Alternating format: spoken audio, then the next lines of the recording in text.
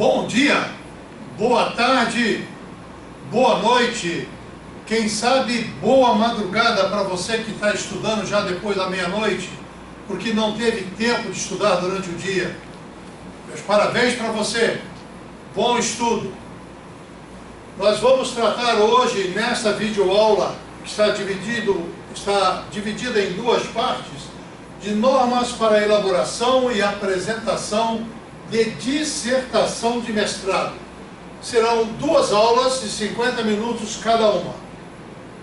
Eu sou o Coronel Márcio, da seção de pós-graduação da ESAO, e é um prazer estar com vocês, mesmo que à distância. Vamos procurar seguir este sumário. Depois de uma introdução, vamos desenvolver abordando a formatação do trabalho acadêmico, a composição desse trabalho, que nós podemos dividi-lo em elementos pré-textuais, elementos textuais e elementos pós-textuais. Vamos tratar também de dois assuntos muito importantes, que são citações e referências, e depois nós vamos concluir. Os objetivos das nossas apresentações são compreender as normas básicas para a elaboração de dissertação de mestrado e reconhecer a importância da obediência às normas da Associação Brasileira de Normas Técnicas, a ABNT. Como referências, nós temos a própria Associação Brasileira de Normas Técnicas, o Manual de Apresentação de Trabalhos Acadêmicos, o MATAD da ESAO, o Manual de Metodologia da Pesquisa Científica, também da ESAO, e instruções de pós-graduação do ano em curso. É muito importante lembrar que, na realidade do mundo, e principalmente na realidade do nosso país, cada instituição de ensino superior tem a sua verdade. Quem tem experiência de ter passado em alguma instituição de ensino superior, sabe que uma universidade usa as normas de uma determinada maneira, uma outra universidade ou faculdade usa de uma outra forma, claro que ambas procurando seguir as normas da BNT, mas sabe também que muitas vezes dentro de uma mesma universidade, um departamento tem determinadas normas, outro departamento outras normas e assim por diante. E assim, dentro da ESAO, nós também temos as nossas normas para elaboração da dissertação de mestrado em ciências militares. Qual é a importância de estudar esse assunto? Para que nós possamos entender a importância do estudo desse assunto de normas técnicas, é fundamental entendermos que nós vivemos em uma sociedade de organizações. O mundo é uma sociedade de organizações. E é importante lembrar também que essa sociedade de organizações é uma sociedade burocratizada. E burocratizada aqui no sentido mais puro dele, no sentido preconizado pelo criador do sistema da burocracia, que é Max Weber.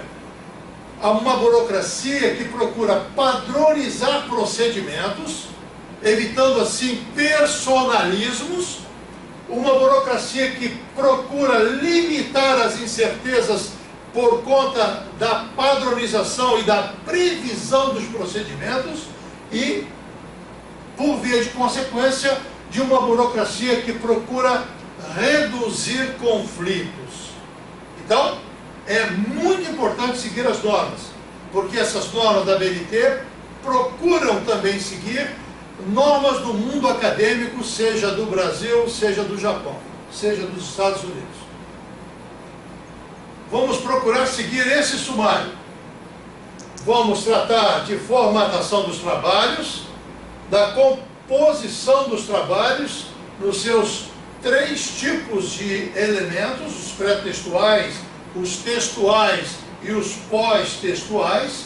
Vamos tratar de citações de referências e depois nós vamos concluir.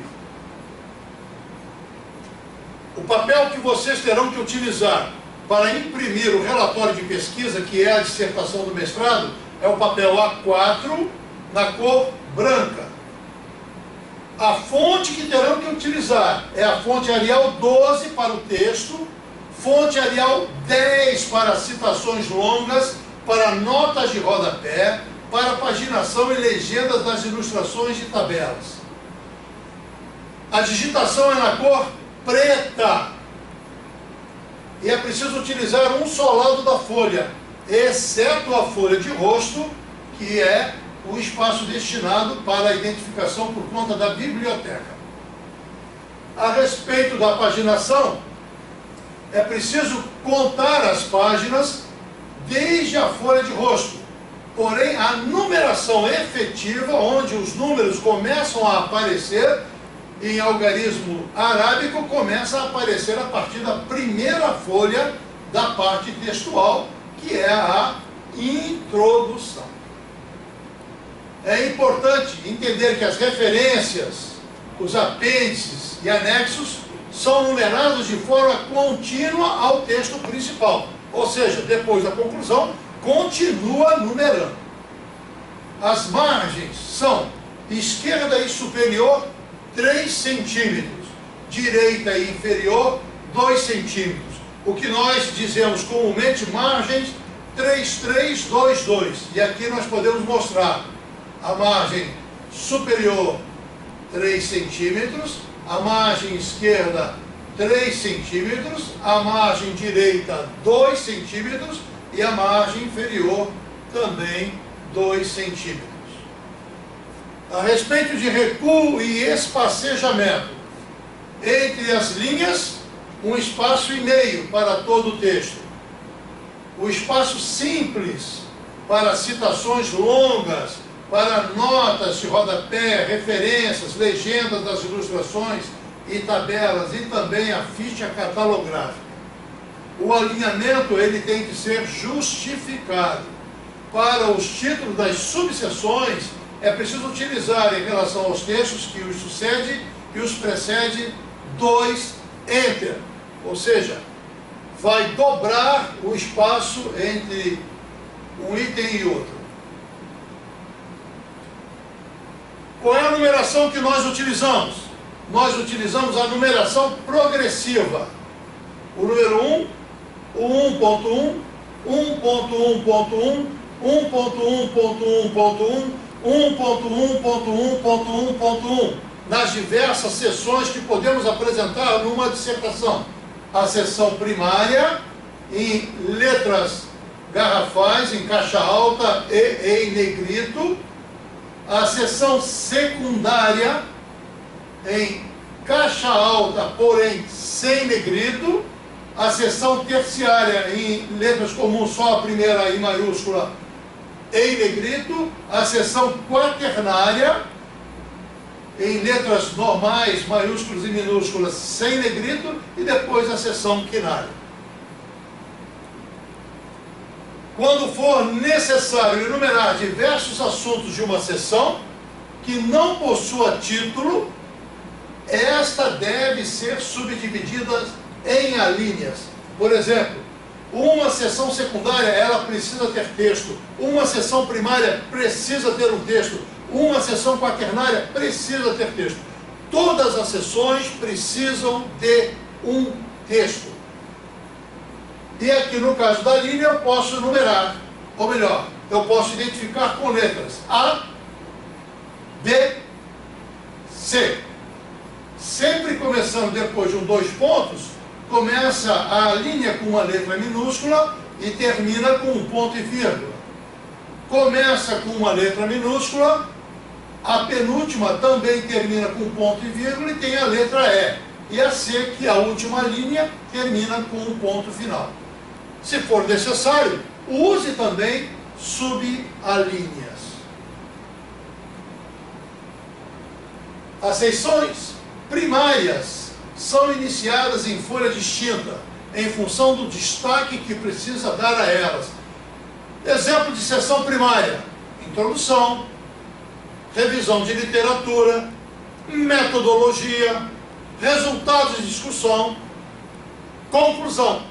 começam com sessões primárias e iniciam em folhas distintas. Todas as sessões, como eu já havia dito, devem ter um texto a elas relacionados. É muito comum encontrarmos em dissertações uma sessão primária começando como, por exemplo, metodologia. 3, metodologia. Depois já passa para o 3.1. Descreve o 3.1, mas não fala nada sobre uma introdução sobre metodologia. Isso está errado. Todas as sessões, sejam elas primárias, secundárias, terciárias, ou que seja, precisam ter um texto a elas relacionados. Os títulos sem indicativo numérico devem ser centralizados. Por exemplo, errata, agradecimentos, listas de ilustrações, listas de abreviaturas, siglas de símbolos, resumo, sumário, referências, glossário, apêndice, anexo e índice, são títulos centralizados. Agora, 1. Introdução. 2. Revisão de literatura. 3. Metodologia. 4. Resultados e discussão. 5. Conclusão. Todas elas têm um indicativo numérico, devem ser colocadas à esquerda. Já tratamos então de formatação do trabalho acadêmico. Agora vamos tratar da composição do trabalho acadêmico. Vamos falar de elementos pré-textuais, textuais e pós-textuais. Essa é uma estrutura bastante simplificada de uma dissertação de mestrado. A primeira sessão primária trata da introdução, onde se apresentará o problema, o objetivo geral, objetivos específicos, questões de estudo ou hipóteses, e vai ser apresentada também a justificativa para a realização desse trabalho. A segunda sessão primária, ou que também chamamos de segundo capítulo, ou capítulo 2, trata da revisão de literatura. É onde se vai procurar apresentar, estudar e discutir o assunto que está sendo pesquisado no estado da arte onde ele existe no planeta Terra. É muito importante frisar isso. Não é possível apresentar uma revisão de literatura sem eu fazer alguma comparação com países desenvolvidos, onde a ciência está sendo desenvolvida naquele país. A menos que eu esteja tratando de jabuticaba, porque dizem que jabuticaba só existe no Brasil, quando eu tiver que fazer uma pesquisa de dissertação de mestrado, eu tenho que levar em conta que eu tenho que conhecer o que existe no estado da arte, no mundo. A terceira sessão primária trata de metodologia com seus diferentes itens, ou diferentes sessões secundárias e ternárias. Tá? Objeto formal de estudo, amostra caso haja pesquisa de campo, delineamento da pesquisa, procedimentos para revisão de literatura, procedimentos experimental e metodológico, os instrumentos caso haja pesquisa de campo e análise dos dados, caso haja pesquisa de campo. Depois, numa outra sessão, que é de número 4, eu vou apresentar os resultados colhidos e vou discuti-los. Depois, no último capítulo, que é a sessão primária 5, eu vou concluir. E eu vou concluir apresentando todas as minhas conclusões, vou ousar, vou fazer sugestões, vou fazer recomendações, conforme o caso que em outras aulas outros instrutores já apresentaram. E vou apresentar as referências do meu trabalho, vou apresentar apêndices, vou apresentar anexos e o que tenha mais que apresentar. Então vamos falar um pouco mais sobre elementos pré-textuais.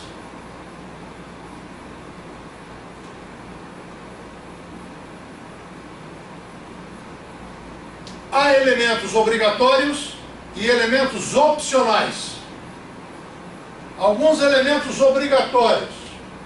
Capa é obrigatório, folha de rosto é obrigatório, folha de aprovação da dissertação é obrigatório, resumo em português e em uma outra língua, que pode ser espanhol ou inglês, pode ser também em alemão, precisa constar da dissertação e é um item obrigatório, o sumário também é um item obrigatório. Agora, alguns outros elementos são opcionais. São opcionais porque se eu quero ou se eu não quero apresentar? Não, não se trata disso.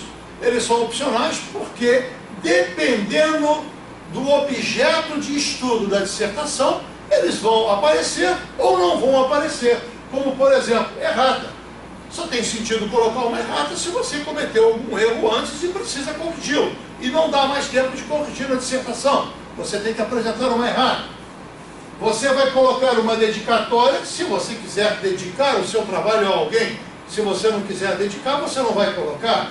Você vai fazer listas, se houver listas para apresentar, que podem ser de ilustrações, de tabelas, de abreviaturas, de siglas e símbolos, etc. Tá? Então, lembrar que os elementos pré-textuais, nós temos elementos obrigatórios e temos elementos opcionais. É interessante, é educado, é uma forma de demonstrar gentileza e gratidão, fazer um agradecimento na dedicatória? Sim, é muito importante, mas você não é obrigado a fazê-lo. É interessante colocar um epígrafe? Sim, é interessante colocar um epígrafe, mas é muito importante que o epígrafe tenha a ver com o seu objeto de estudo. A gente de vez em quando encontra um epígrafe que não tem nada a ver com o objeto de estudo. Então é melhor não colocar epígrafe. Um exemplo de capa. Aqui aparece o nome da instituição, que é a Escola de Aperfeiçoamento de Oficiais. O nome do autor, Capitão de Infantaria Rodrigo Rosas, por exemplo. Aqui aparece o título. E pode aparecer o subtítulo, se houver subtítulo, se for o caso, portanto. Às vezes não tem subtítulo. E aqui aparece a cidade onde está a instituição de ensino e o ano da entrega. Reparem que é o ano da entrega. Se você começou a sua dissertação em 2014 e vai defendê-la em 2015, o ano que tem que estar aqui é 2015. Um exemplo, um modelo de folha de rosto.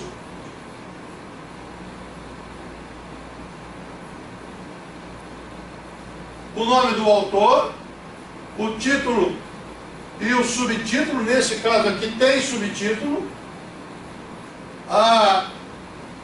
o motivo daquele trabalho, uma dissertação de mestrado apresentada à Escola de Aperfeiçoamento de Oficiais, como requisito parcial para obtenção do grau de mestre em Ciências Militares.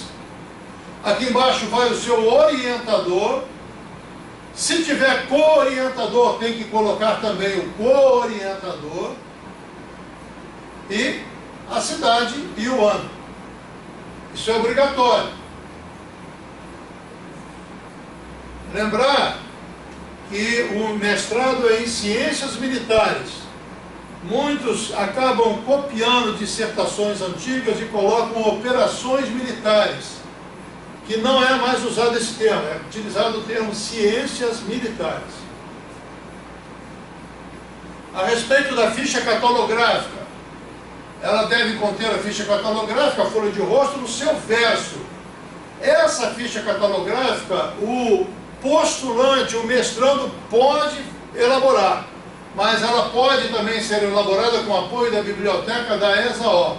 E esse item é obrigatório, porque é isso que vai identificar o trabalho nas bibliotecas, não apenas a da ESAO. É preciso ter uma folha de aprovação, que é um item obrigatório, onde tem o nome do autor, o título, a natureza do trabalho, e tem a folha de aprovação com a data que a comissão de avaliação fez. Essa comissão de avaliação, ela pode ser uma banca examinadora, tá? É uma comissão quando apenas um grupo avalia o trabalho apresentado na sua forma escrita.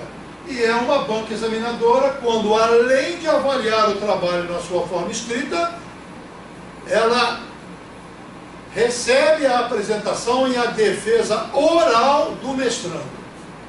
Tá? Um nome dos integrantes da banca examinadora ou da comissão de avaliação. Na ESAO, nós temos utilizado exclusivamente, já a partir deste ano, banca examinadora, tanto para o exame de qualificação, como para o exame final da defesa da dissertação.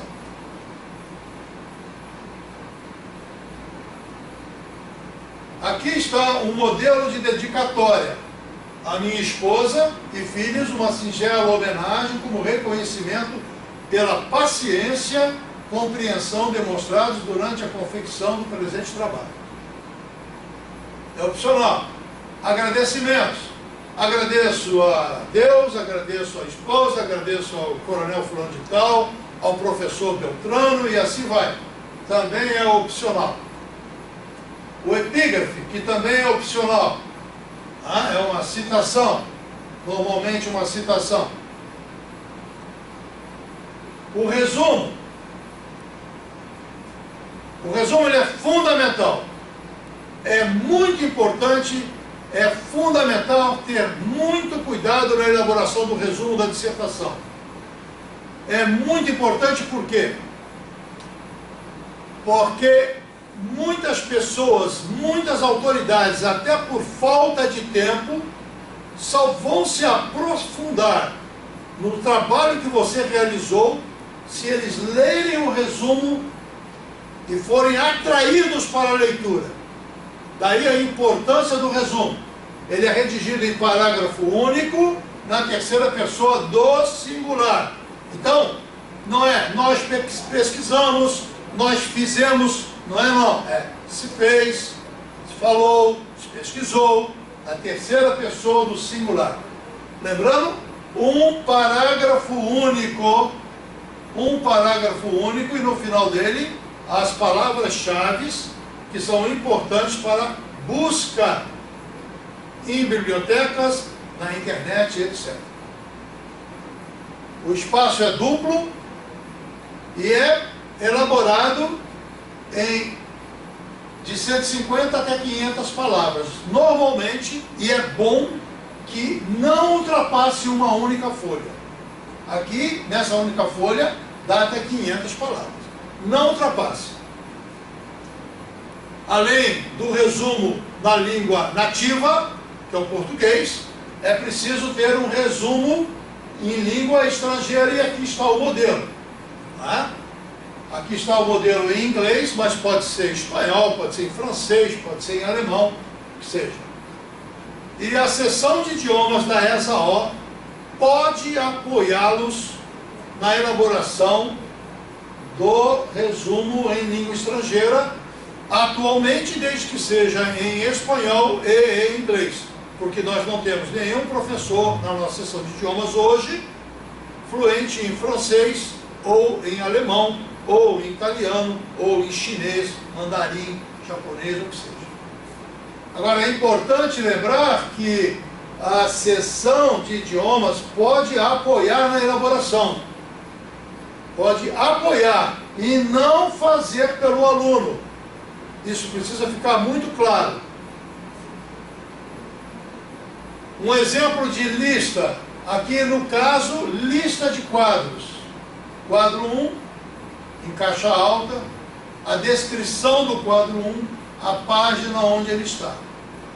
Quadro 2, quadro 9, em caixa alta, e aqui em letras normais, o título do quadro 9, a página onde ele se encontra.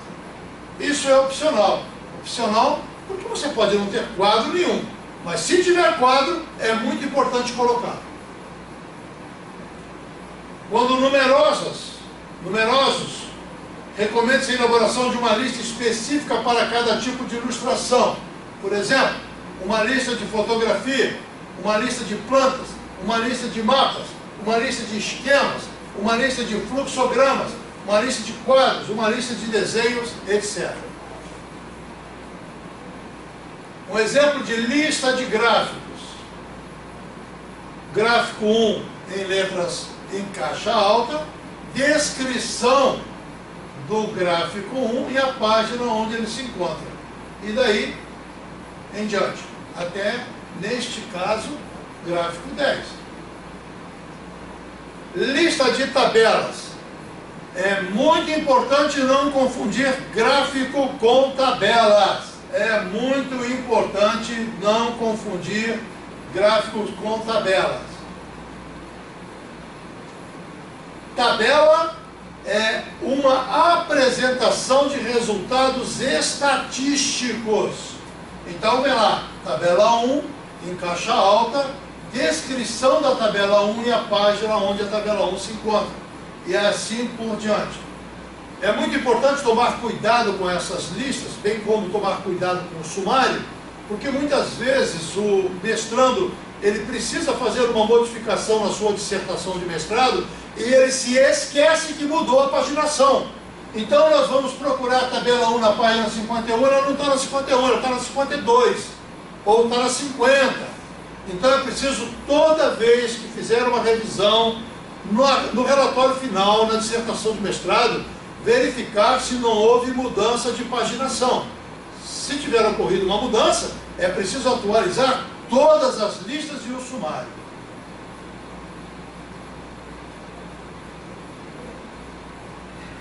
Aqui um exemplo de listas de abreviaturas, que pode ser de abreviaturas ou de siglas, também de símbolos. É opcional e é apresentada normalmente em ordem alfabética.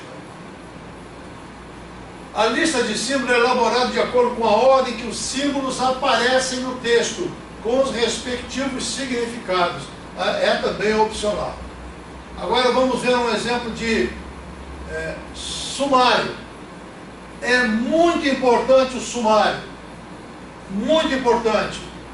Ele existe uma forma, ele obedece àquela questão de caixa alta com negrito, caixa alta sem negrito, letras comuns com negrito, letras comuns sem negrito, e a página. A linha pontilhada deve interligar a coluna dos títulos com a da numeração das folhas que se referem a essas linhas pontilhadas. A apresentação tipográfica, caixa alta, negrito, etc., deve ser as mesmas no sumário e no texto. Então tem que ter uma coerência, tem que estar bem sincronizado. E aqui vão aparecer claramente as diversas seções da dissertação do mestrado. A seção primária, secundária, terciária, seção quinária, a linha, etc., subalínea, o que for. Elas vão aparecer aqui. Então, aqui uma continuação do sumário. Esse sumário é bastante longo e às vezes acontece isso, um sumário bastante longo, bastante detalhado. Com a seção agora aqui, a seção 3, que é metodologia, a 4, resultados e discussão, conclusão, referências, e depois das referências, apêndices, anexos, etc. Bom, nós tratamos de formatação do trabalho acadêmico, começamos com composição do trabalho acadêmico e tratamos de elementos pré-textuais. Agora nós vamos para os elementos textuais. O texto principal, ele tem, na verdade, uma introdução, desenvolvimento e uma conclusão. Como todo trabalho acadêmico, ele precisa ter um início, com uma apresentação, com por que estou fazendo aquilo, um desenvolvimento onde eu vou trabalhar aquele porquê e uma conclusão. como dizemos aqui, tá, eu pensei, eu meditei, eu pesquisei, eu entrevistei, eu fiz questionário, eu cheguei a uma determinada conclusão. E essa conclusão é o que nós chamamos de e daí? Vamos lembrar que o nosso mestrado é um mestrado profissional. Nós buscamos obter novos meios de fazer coisas com excelência, novos procedimentos, novas técnicas, novos modos de operar, para que nós possamos fazê-lo com excelência e melhorar a eficiência e a eficácia e a efetividade do Exército Brasileiro. Então, no desenvolvimento eu vou ter revisão de literatura, metodologias, resultados e discussões. E depois eu vou concluir. A dissertação de mestrado, ela deve ter um mínimo de 80 folhas e um máximo de 120 folhas. Às vezes tem mais, às vezes tem mais. Mas é muito importante conversar com o seu orientador a respeito disso. Tá? Como norma, nós buscamos que a dissertação tenha um mínimo de 80, porque acreditamos que com menos de 80 não vai ter uma profundidade adequada para a maioria dos temas, e até 120 folhas. Algumas ilustrações que já aparecem no texto, qualquer que seja o tipo, seja um gráfico, um desenho, um esquema, fluxograma, organograma, fotografia, quadro, mapa, planta, relatos e outros, sua identificação aparece na parte inferior. Então isso aqui o que é? É um organograma. Então vai aparecer aqui, organograma 1. Isso aqui é o primeiro organograma que aparece no texto. Então ele é o organograma 1. Repare que o organograma está com caixa alta.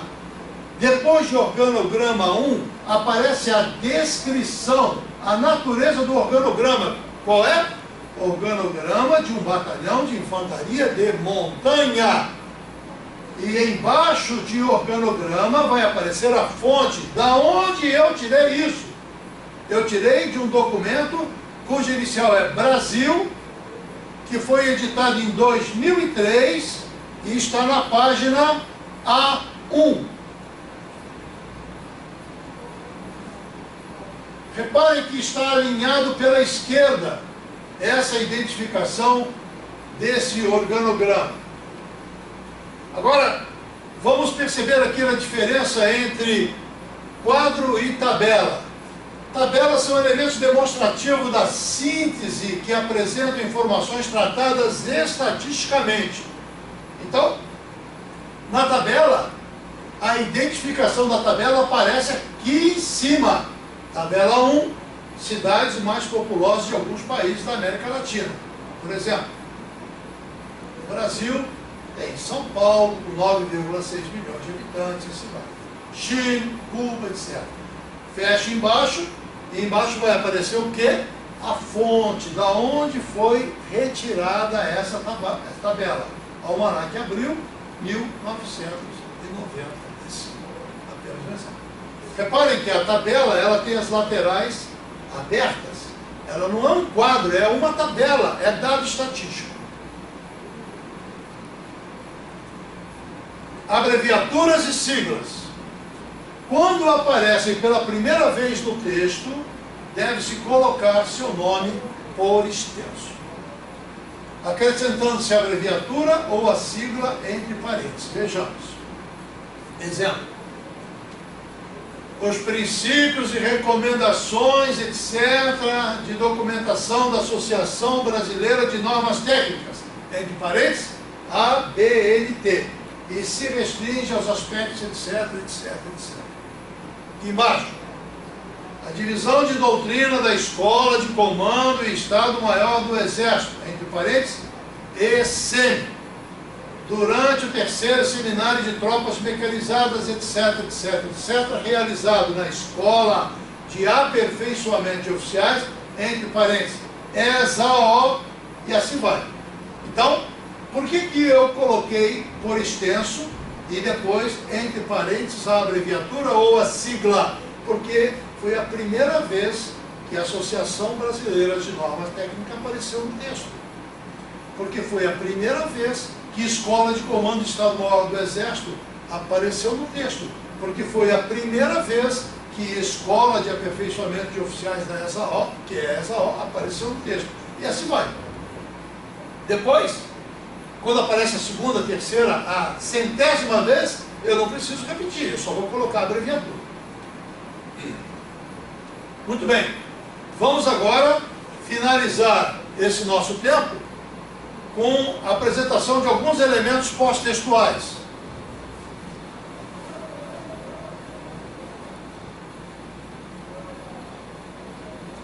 Muito bem, alguns elementos pós-textuais. Alguns são obrigatórios e outros são opcionais.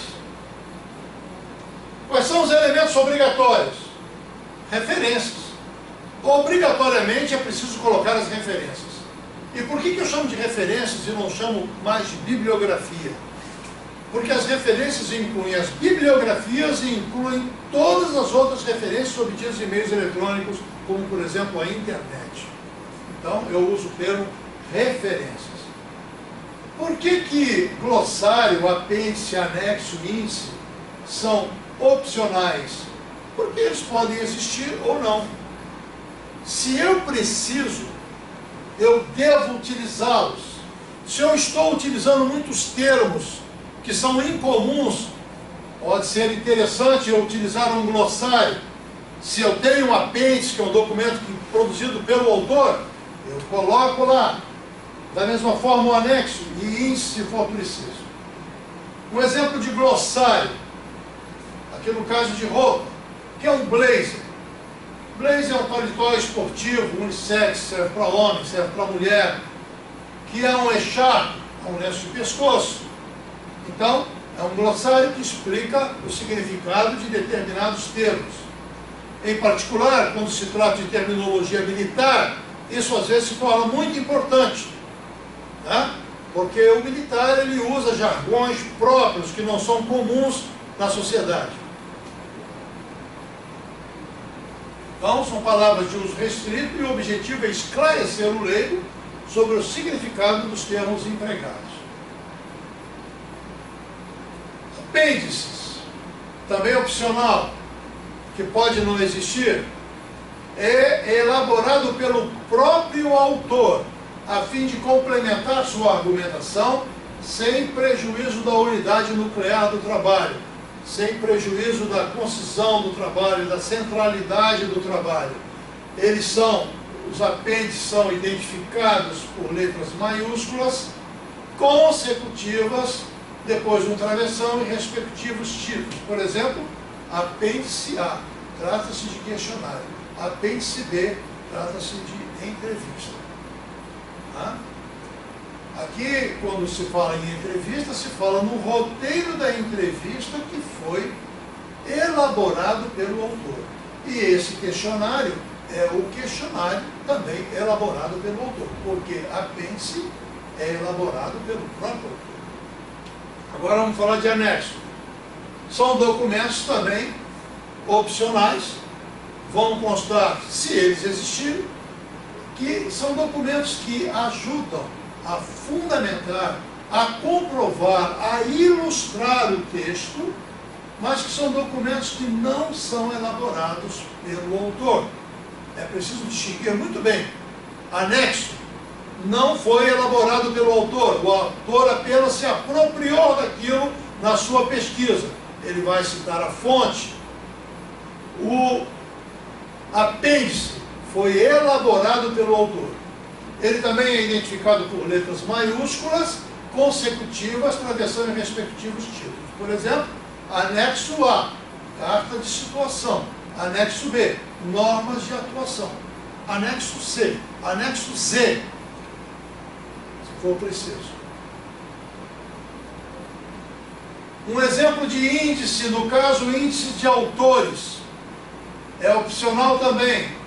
No caso de índice de autores, a relação de nomes, palavras, ou os índices são nomes, palavras ou frases que localiza e remete às informações contidas no texto. Neste caso aqui, é uma relação de nomes, relação de autores, índice de autores. Por exemplo, o Alencar José, você vai encontrar sobre ele na página 31. O Neves, Marcelo ou Marcelo Neves, você vai encontrar na página 70. E assim por diante. Não deve ser confundido com sumário, nem como referência, nem como lista. É outra coisa. Agora vamos aqui dar um exemplo de lista de assuntos, que também é opcional. Lista de assuntos, falamos em palavras, em nomes, agora vamos falar em palavras ou assuntos. Então aqui começa aqui, ó, na letra A, Amazonas. A respeito de Amazonas, tem alguma coisa na página 31. A respeito do animal anta, tem alguma coisa na página 35. A respeito de armas, tem na página 38. E eu faço por letra. Depois eu vou aqui um exemplo na letra B. Alguma coisa sobre balística eu tenho na página 3. Alguma coisa sobre Botafogo, eu posso entender o que significa Botafogo, eu consultando o vocábulo caciques na página 22. E assim vai. C, D, E, F, até a Z, eu tenho alguma coisa lá esclarecedora sobre Zulu na página 15. Não deve ser confundido também com sumário ou como lista. Muito bem. Nós terminamos agora aqui elementos pós-textuais e no nosso próximo tempo nós vamos tratar de citações e de referências e vamos concluir a nossa atividade. Bom dia, boa tarde, boa noite ou boa madrugada para você. Bom estudo. Fique com Deus.